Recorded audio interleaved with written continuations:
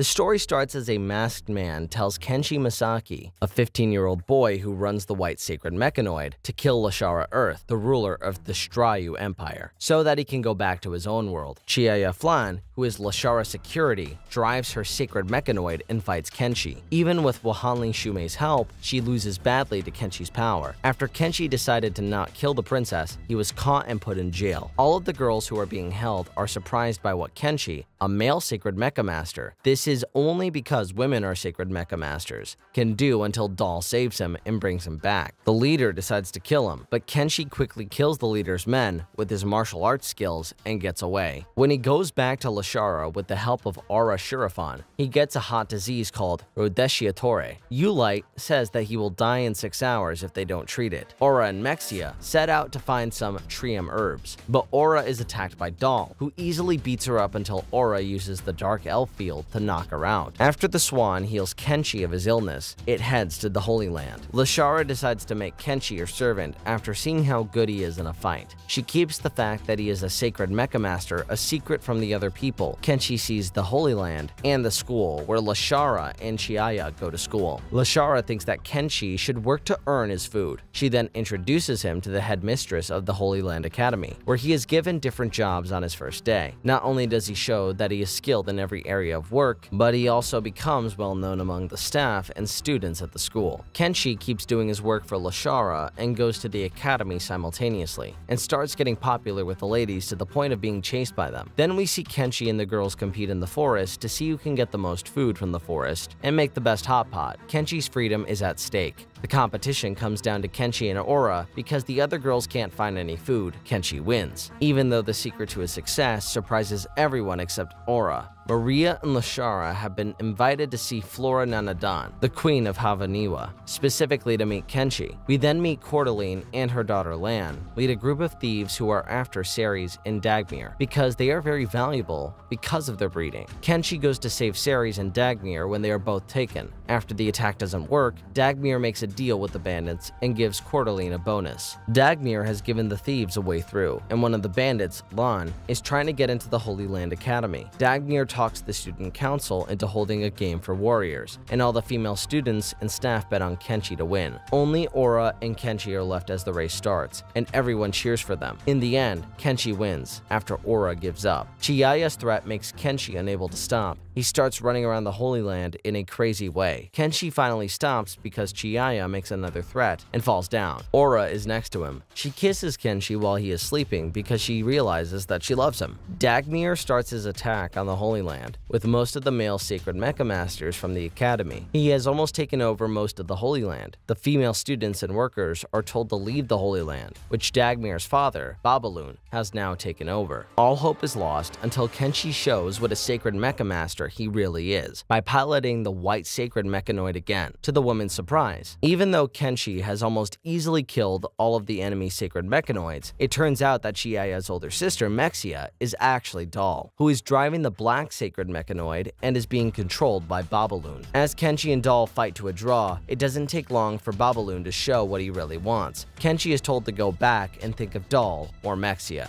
Babaloon is able to take control of the Holy Land, and now he has the Shield of Gaia. The church starts to talk about what needs to be done to beat him and get the Holy Land back. Lashara is worried because Kenshi revealed himself to be a sacred mecha master and showed what he could do. Now that the other countries know about him, she doesn't know if he will still be her servant. Chiaya is upset about Dagmir's betrayal, and she talks to him about why he helped his father. This is when Dagmir convinces her to kill Kenshi. While Kenshi is sleeping, Chiaya goes to kill him, but she can't because Kenshi is too good. Later, Chiaya tells Dagmir that she won't follow him. That's when Dagmir shows what he really wants to do, and the swan strikes hard to get Chiaya back. Already there, Kenshi fights off Dagmir's guards and saves Chiaya. Later, Doll brings the Shield of Gaia to Kenshi. The destructive power of the Shield of Gaia forces Kenshi and the swan to run away quickly to Shurifan, where Aura lives. Kenshi and Chiaya have a short conversation late at night. During the conversation, Chiaya notices Kenshi's collar has a red cord and realizes she likes him. King Shurafan, the father of Aura, challenges Kenshi to a fight when he arrives in Shurafan to test his fighting prowess. Kenshi wins the game easily, and the king decides that Kenshi and Aura should get married. But Dahl and the other Psyche Gene enemies show up. The castle of Shurafan is the target of Dahl and Dagmir's assault. The competition between Kenshi and the king results in no injuries, and the king squares off against Dagmir. But before Kenshi can save him, he is overpowered by Dahl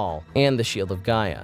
Dahl is attacking the church in the interim after Swan manages to flee. Kenshi saves an escape pod from a church messenger ship where he and Chiaya are scouting the area. Ria II, a church member, is brought inside the Swan. The Swan travels to Havaniwa, where it is discovered in ruins as a result of a bandit ambush orchestrated by Courtaline, whose bandits had gained control of a defense device known as the Meteor Fall. Yukine and her sacred mechanoid intervene just in time to save the Swan from being destroyed, giving Kenshi the chance to eliminate the Roberts and the weapon at the same time. After some discussion, they reach the basement area of Havaniwa, where Flora and Maria are currently dwelling, and ask who owns Kenshi or who Kenshi wishes to travel with. Despite asking the other girls for guidance, Kenshi needs clarification about who he should go with. When he eventually approaches Lashara, she begs him to stick by her side. Kenshi decides to create the Swan as a sovereign nation where anyone can seek sanctuary after promising her that he will look out for her. Kenshi is horrified to learn that he is forbidden from extracting jewels on the ship's hull after taking over as the leader of the Swan. Trouble soon arises as the group cruises along aboard the Swan when they witness Ceres being attacked by rogue sacred mecha masters. When Kenshi tries to save Ceres, they both end themselves stuck in a sacred mecha master reactor that is overloading and is about to blow up. The white sacred mechanoid transforms to black in half, and Kenshi can no longer forgive those who injured Ceres. He then compresses the reactor and fires it in another direction, while Ceres, Chiaya, and Aura are rescuing Hazuki. Kenshi strikes the hiding place. While injuring himself and causing anguish for Dagmir, Kenshi loses control and destroys all the sacred mechanoids. Later, Ceres and Hazuki join the Swan, and Kenshi and the gang travel to the barrier workshop to see Chiaya's father, Nawa Flan. They receive a history lesson from Nawa on the Sacred Mechanoid, Sacred Mechamaster, and Sacred Mechalord. Nawa also references Mexia and the Forgotten Warrior, which is also a reference to Kenshi, but she cannot inform them of Kenshi. As Dahl and the thieves approach, Ria betrays the group and steals the mysterious artifact. The Swan and her crew are about to flee, and Dahl and Mexia learns the truth about Kenshi from her father.